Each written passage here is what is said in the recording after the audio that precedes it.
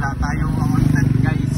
So kung ano lang yung gagawin ko ngayon, yun na yun, makikita nyo ngayon. Pupunta akong Tukad. Tukad ang tawag sa kanya kasi pataas.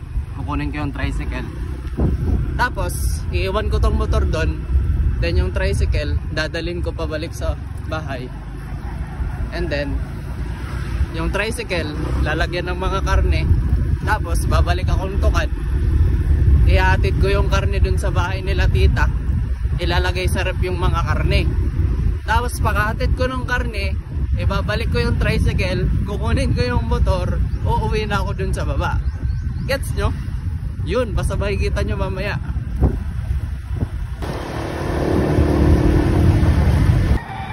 Diyan ko yung karne. Ito yung tricycle na kukunin ko. Yan. Kuling ko lang yung susi ito sa loob. So ayun, sira yung content. Bakit? Kasi gising na si Uncle. Ayun sila. Ayun. Ang ending, wala na akong content. Shock.